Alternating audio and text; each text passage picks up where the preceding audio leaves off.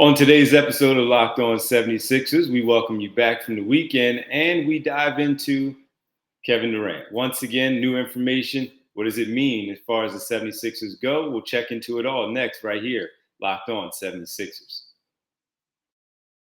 You are Locked On 76ers, your daily Philadelphia 76ers podcast.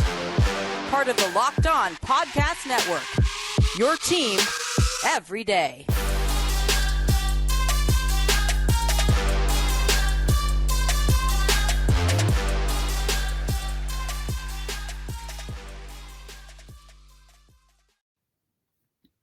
Welcome to Locked On 76ers. I'm Devon Givens, 97.5 The Fanatic Radio in Philadelphia, alongside my co-host and partners, always, from theinquirer.com, Sixers beat writer Keith Pompey. Keith, how was the weekend? It was good, man. It was good. It was, I guess, relaxing a little bit. Yeah. That's all you need. Yeah. I went to go see Beast. We went to go see the movie Beast yesterday. How was it? It was good. It was good. Yeah, it was good. I recommend it. Okay. I was going to check it out. Wasn't sure. I know Idris Elba, a lot of people like his work, but I wasn't sure in this role. Did you see the role? Did you see the story about his daughter auditioned for the role, but he didn't want her to play the part, and she was mad at him, didn't talk to him for 2 weeks?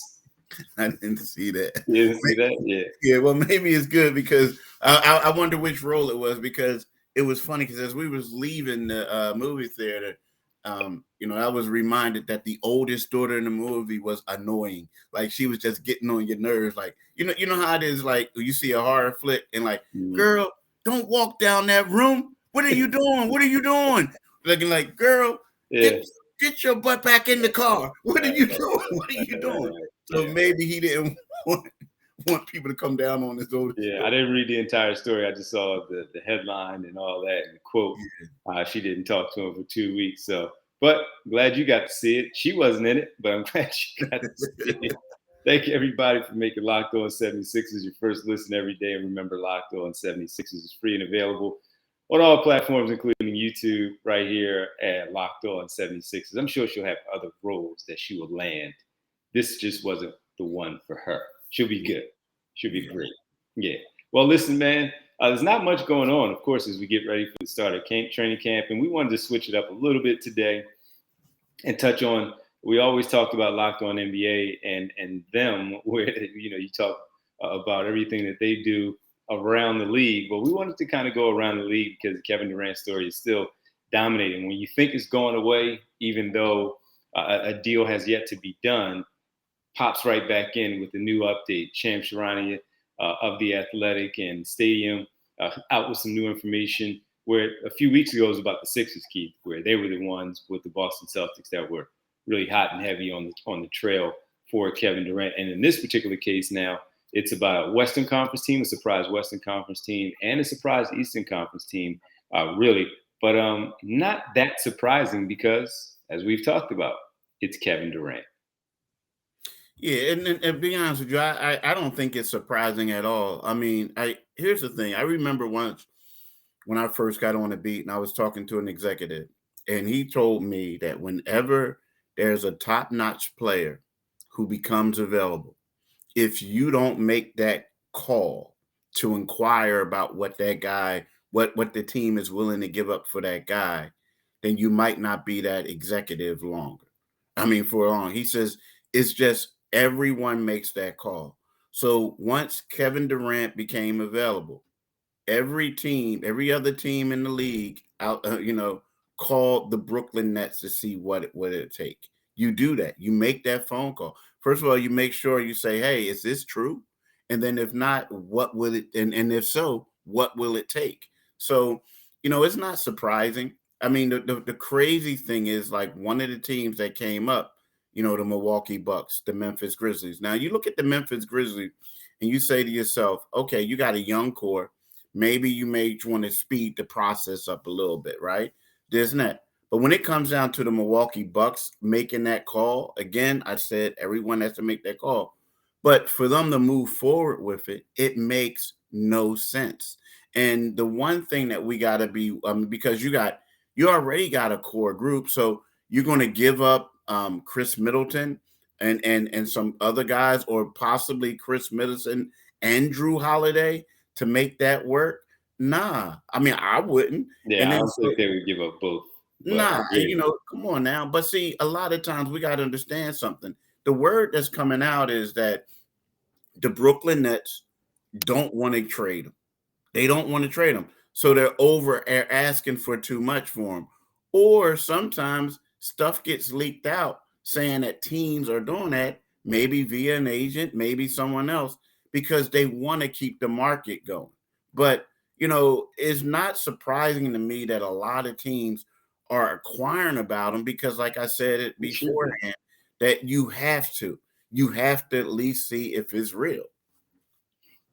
I also saw one from this story that Shams put together that the Atlanta Hawks back in it, offering John Collins and DeAndre Hunter and some picks. So, that's where teams are going to go. DeAndre Hunter with John Collins and some picks. Of course, you have some young talent that you can throw their way, but is that going to satisfy the Brooklyn Nets in this particular case? No. And the Sixers, as we talked about, they don't have a bad package where you start off with Tyrese Maxey as the headline, with Tobias Harris and others, but the picks are the issue with the 76ers angle of this entire thing. And hypothetically, with the picks, with the Milwaukee Bucks, even though they would have to take away a lot of stuff from their team, what would that mean for the Sixers and the Milwaukee Bucks with Giannis and Kevin Durant? You know what? I'll be honest with you. If I was the Sixers, I would be happy. I mean, real rap. Like, I would be. I mean, if you got rid of Chris Middleton and let's say, I think, and some other key pieces to that team, I would be happy because you look at Giannis right now. This is Giannis's team, and I get it. He's a selfless player. He could care less about all that stuff. But let's face it, at the end of the game, the ball's in his hands. So you're going to give away depth, and you're going to have two elite stars, right? But you're going to give away depth. Kevin Durant, he has yet to play a full season in the last 3 years. He's getting a little bit older. And yes, you got a two-headed monster. But I think the thing that separates the Boston Celtics and the Milwaukee Bucks right now from most teams in the East is their depth. And you're going to get rid of that depth. So now we all know you reduce your roster, you shrink your roster, your rotation in the postseason. But at the same time, I would be excited if they broke that team up for him. Oh, well, that's crazy. And the Memphis Grizzlies were the Western Conference surprise team. I was a little surprised, but not that surprised. You know what I mean? So yeah, make your calls, do all the stuff that you need to do to get Kevin Durant. On our next one, Keith, we need to talk about Donovan Mitchell. It was when you talk about crazy asks from general managers, apparently Danny Ainge turned a few people off with the package that he was trying to get in return for the young star in Donovan Mitchell. We'll talk about him. We'll even get into LeBron James making the rounds summer league basketball-wise. We'll do that all coming up next right here, Locked On 76. Before we do that, let's talk about Rocket Money. So why did Truebill change its name to Rocket Money, right? We'll tell you that. We'll tell you what we've heard, right? And what we heard was a lot of stuff about that. Truebill, now backed by Rocket Companies, has grown from a bill management app into a full personal finance empowerment tool that helps over 3.4 million people with budgeting, lowering bills, canceling subscriptions, and more, saving each of their members an average of $700 a year. Ooh, that's a lot of money. And with that, all that growth comes the next evolution of Truebill's story, a new name. Bottom line, Rocket Money is everything I've loved about Truebill, but with a fresh look and feel. Start canceling your unread subscriptions and save money at rocketmoney.com/lockedonnba. That's rocketmoney.com/lockedonnba, or download the app from the Apple Store or Google Play Store. Do it today, people. Do it today. I need to save some money. That's what I need. Me too. Yeah, buying too many sneakers. That's what my problem is. Yeah, I know, right? Yeah, I need a break. I need to stop doing that. Oh, man. Well, listen, we got to welcome everybody back. Locked On 76ers on this Monday. We thank you for making Locked On 76ers your first listen for your next listen. Of course, check out Locked On Now podcast, nightly recaps of every NBA game with analysis from our local experts. It's free and available wherever you do get your podcast. So, Keith, I was scrolling this weekend and I happened to come across Danny Ainge. Well, a story about Danny Ainge really negotiating the Donovan Mitchell conversation and asking for, let me see if I have it right. He was asking for based on the story, two unprotected first round picks, 5 in total. And that was according to The Athletic. And he was also, of course, looking for the players. Evan Fournier, New York recently made an offer of Evan Fournier, Obi Toppin, additional salary, and 2 unprotected first-round picks, 5 total, these sources say. But the Jazz have been asking for more significant package than that. And what I saw, I believe it was like 7 first-round picks they were trying to ask for the NBA has changed so much where it was about players. It was always about players in these trades. I would get excited for trades when I would watch them come down as a kid, because there were so many talking about players moving on to a new destination, new city, and not necessarily first round picks, because we didn't care. But with today's league and the players being so young and knowing what these picks mean in terms of the value goes, especially with the salaries being so high with the players, this is crazy. I get it for Donovan Mitchell, a multi-time All-Star and a young player that we look at that's going to be a star in this league for many, many years. But he hasn't gotten the Utah Jazz over the top as of yet. And with them rebuilding things there, 7 first-round picks, though, I mean, that Rudy Gobert trade really, really changed things for how teams are going to be asking for other stars who they feel can do more than Rudy Gobert. By the way, was that 5 first-round picks for him? Mm-hmm. Yeah, I mean, you know what it is? It's basically it's telling you that, Danny Ainge has another move to be made. Now, first of all, when you look at it and you say to yourself, the best thing what the Knicks are willing to offer are those 2 players and a couple picks. I don't think that's enough, those 2 players, for a guy like Donovan Mitchell. No, I don't think so either. Yeah. No. So, so with Danny's like, all right, well, that's what y'all giving. Well, you're going to have to give up some picks. And the thing is, because I'm thinking about Utah, they don't move the needle to me in Utah. Like, they're not going to make the Utah's Jazz better. Like, what they may do, complementary players. They're not. Yeah, they're going to help them with the tanking process and doing this and that.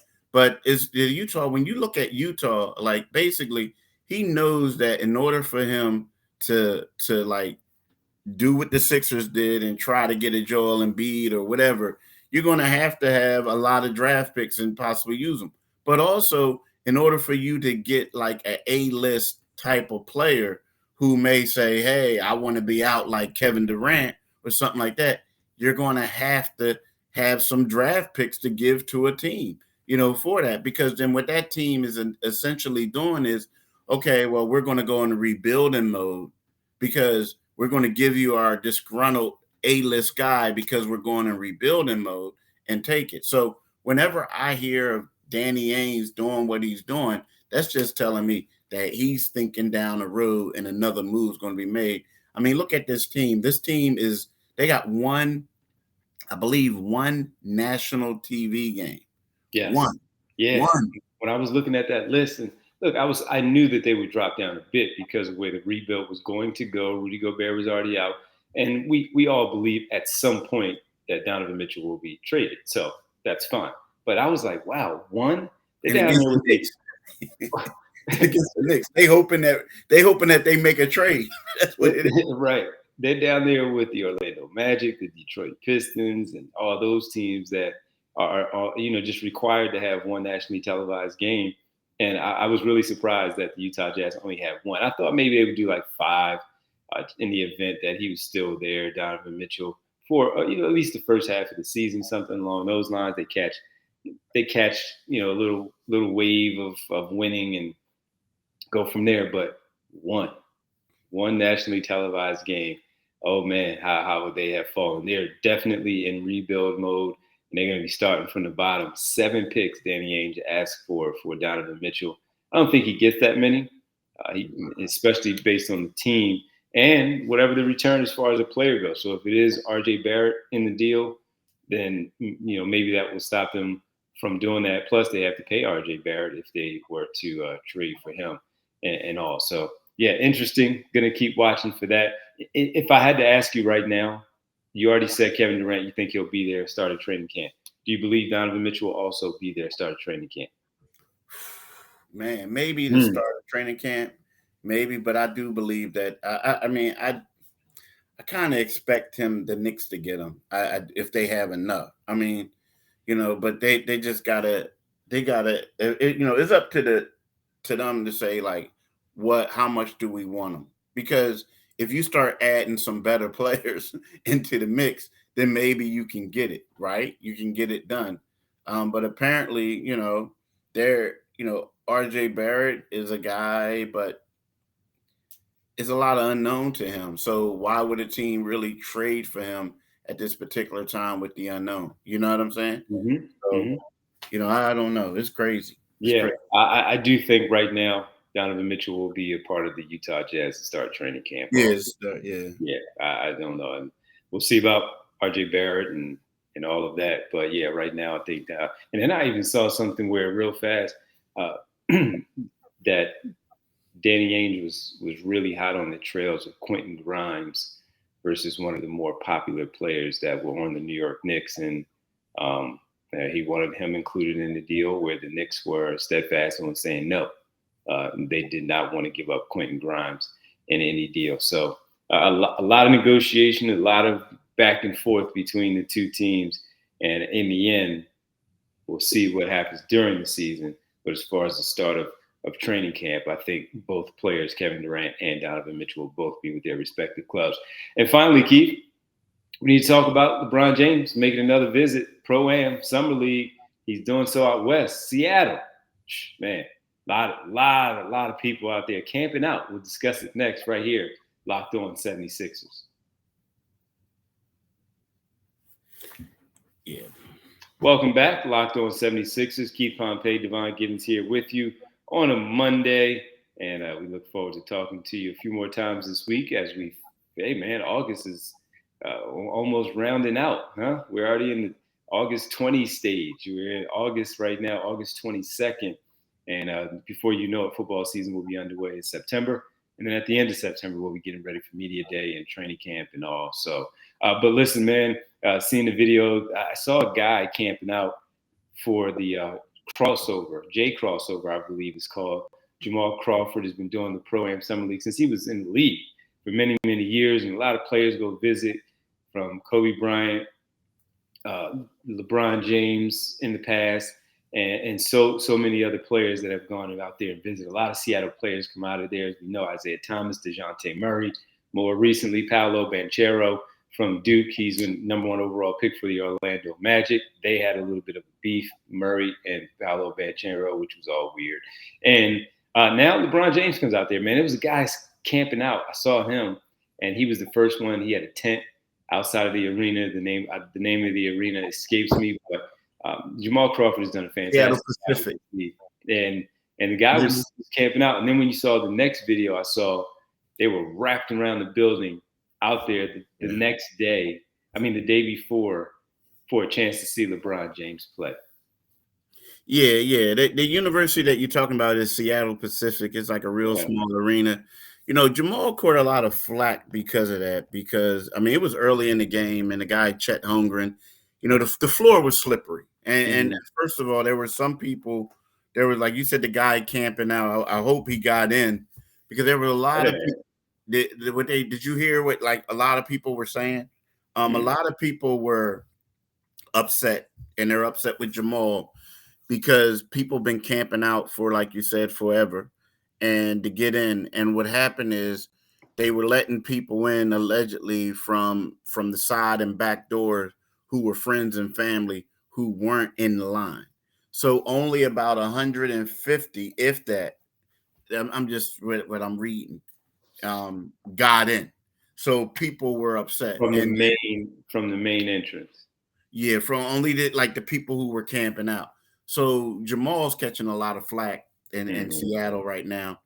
But and then it was so hot in there to where there was a lot of condensation on the floor. People were slipping. Chet Holmgren got injured early.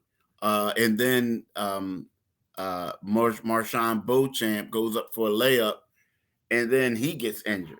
And then they just shut it down. And you see LeBron walking. I mean, it was crazy in there. Now, the thing is, I understand why people are upset. I get it. But I think they're being a little bit unjust on Jamal Crawford. And I'm just going to share this. I remember I went to Seattle, and if people don't know anything about Seattle basketball, you need to look it up. A lot of great players came out of Seattle. A lot of great players came out of Jamal Crawford's high school, Rainier Beach. And it's funny, Nate, who is it? Nate, what's his name? Little short dude, Nate. You know what I'm talking about? Slam, the guy who played for the Nate Robinson. Yeah, Nate Robinson. It's funny, him and Jamal played for the Knicks, and they went to the same high school, right? Mm-hmm. Nate Robinson. It's like Doug Christie. All types of people came out of this Rainier Beach school. So when you go to Seattle, the first person they tell you to get in contact with is Jamal, because he knows all the history of Seattle basketball. And I went there and I did a story on Matisse Thybulle, who's from Seattle, and I had to get in contact with Jamal. Great dude, great ambassador. All he does is promote Seattle basketball, this and that. And he brought LeBron there. And a lot of people were upset because they didn't get to see it. And they turned their backs on Jamal. I mean, they're like, hey, you this, you that, da, da, da, because they were upset. And I think is unfair. Now, could have been a little bit more organized? Yeah. Could have been, I think if it was at a bigger venue, it would have been better. But let's face it, this is where the games are always played at, right? It's kind of like saying we're going to take the Danny Rump from the Sal and go play at the Wells Fargo. Well, you got that type of money to do that right now, right? And what but unfortunately it was a bad day. But that is a great venue, because how many venues do you hear of where it's free to the public? Now, again, LeBron was coming. Jason Tatum was coming. So everybody and their mom wanted to go there, and it became such in high demand. And I just feel like it was a bad day, but it's a great event. Yeah, a bad day for everything that he has done for that league, for that tournament, for that pro-am. One bad day doesn't take away from everything that he has done, especially when, I mean, look, I even saw a tweet that from someone else that was had connection to another arena, and said, Jamal, next time whenever you need our arena, we'll open it up for you. And he said, thanks. So I'm guessing this was a bigger arena I don't know if it was like the size of the Key Arena, but basically said, next time we'll open it up for you, and, we'll work together. This is too big for us not to work together on something like this. Now, what took them so long, when Jamal's been doing this for many years, but you're right, man, you don't want to open it up too big. And next thing you know, it's not the same if you're playing inside the NBA arena, where you have something a little more intimate, where players can really be there on top of these NBA stars that they may never get a chance to see, especially in Seattle, where they don't have a basketball team right now. So I didn't see all of that stuff where you talked about, where they kind of turned their back on Jamal Crawford. But you're right, man. He's done a lot for that city, bringing NBA people there in the summer. And I hope that this one experience, where, of course, the floor being too hot, all that stuff, doesn't take away from what he has done for them and what he continues to do for and representing that city. Yeah, let me say this though. I'm going to be honest. Like I remember it was one day I had a Sports Illustrated several years ago, and it broke down the history of, top cities with basketball players, where they come from. And it was Seattle, man. Like, and it named like a who's who, like Brandon Roy, Jason Terry, of course Jamal Crawford, and other players who came there. And I'm telling you, most of these guys went on to the University of Washington. Now we know Pablo went to Duke and all this other stuff. Jamal Crawford went to the University of Michigan because he was at that point, he was one of the first guys they said that kind of like really put it on the map. Like, don't get me wrong, they had other guys before him, but what he wanted to do is he wanted to get notoriety. So what happened is that was right after the Fab Five. He saw that. He goes to the University of Michigan, and he was balling out, but he's so loyal to the point where he's the one telling these cats, and he was like, yo, go to Washington, go to UW. You can be the man. Like, I put us on the map. I helped us on it. And like, go there. And what he does is he has his tournament, and the top high school guys or this pro-am, they play in it. Matisse has been playing that since he was in high school, right? DeJounte Murray went to Jamal Crawford's high school, right? So he's been playing in it since he was in high school, so I'm telling you, man, it's like, to me, that was a bucket list. I was there for 2 days, enjoying it, seeing the scene, went to the high school because I had to go. I had to see it. And you go up there and you see all these guys who went on to play, major Division I basketball, and guys who made it into the NBA. And the funny thing is, get this, a lot of people don't know this.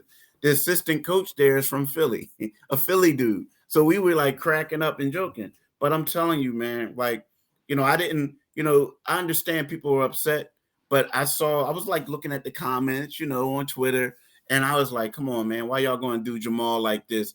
Because Jamal is Seattle. Like, Jamal could run for mayor of Seattle. I mean, and it's funny because when I went to Seattle, he's like, oh, don't worry, I got you taken care of. I'm going to look out for you. People want to know who you are. You go check this place out, go there. I'm telling you, Jamal sent me. And then also Matisse's agent looked out for me too, who used to represent Jamal. So I'm telling you, man, like, the stuff that you see, and I know people are upset because they wanted to see LeBron and all this, and they feel like, this and that and da. But believe me, LeBron would not have came. Jason Tatum wouldn't be there if it wasn't for Jamal Crawford. Yeah, that's pretty cool, man. Shout out Brandon Roy, one of my favorites coming out of that area. Of course, career cut short with the injuries, but a tremendous basketball player, man. So dope. So dope. Let me tell you this. I mean, Brandon Roy is the coach at Garfield, right? Yes. So high school. He was coaching 2 schools, and then he went to Garfield. He was coaching another one, and then he went to Garfield. Tony Roten went to Garfield, right? So people know. So now here's the funny part about this. Quincy Jones went to Garfield. Bruce Lee went to Garfield. Right? It's crazy, man. I'm telling you, when I was there, and I had to go. I had to go to Garfield. I wanted to see it. I wanted to see all this. And it's funny because they have like a Quincy Jones wing. And you're like, wow. Shouldn't you? Wouldn't you? Huh? Yeah, of course. But then I said, Bruce Lee? They're like, yeah, Bruce Lee. And Garfield is kind of, you know what? It's the equivalent of Bruce Lee going to Simon Gratz. Like, Garfield is that school. Like, you know what I'm saying? Like, it's that school, right? And Bruce Lee went there. They're like, oh, yeah, Bruce was cool. That's I dope. was like, okay. Yeah, that's so dope. You get different perspective, Yeah, that's pretty cool, man. And look, man, basketball is basketball. We both love it. That's why we do what we do. And of course, we'll even talk about the stuff in Seattle. They need a team back. This is bottom line. They need an NBA team back out there in Seattle. But Keith, thanks as always, man. Really appreciate it. We got to thank everybody for making Locked On 76ers your first listen on this Monday. And now make your second listen Locked On NBA. Locked On experts covering the biggest stories around the NBA every Monday through Friday in less than 30 minutes. It's free and available wherever you do get your podcast. Keith, let the people know where they can find us if you don't mind, man. Like D just said, wherever you could get your podcast, you can get Locked On NBA, but you can also get Locked On 76ers. And for the YouTube channel, what you need to do is go Locked On 76ers on YouTube, right? And then you'll get on there. And what you need to do is click on the Liberty Bell and you become a subscriber. Today from 6 to 10, all this week, listen to my man Divine Givens at the Divine Givens Show on 97.5 FM. You can follow D on Twitter at DivineG975. You can follow me on Twitter at Pompey on Sixers. And I'm still on vacay from the day job, but you can also go to Enquirer.com to get your Sixers news. Man, always great catching up with you. And we'll be back to talk to you folks probably Wednesday. But if we have some time, we'll maybe jump in tomorrow. But it looks like Monday, Wednesday, Friday this week. But we'll also, again, if things change, we'll make sure we change accordingly. Thanks so much, everybody. We appreciate it. Thanks, Keith. All right. Peace, bro. You got it, man.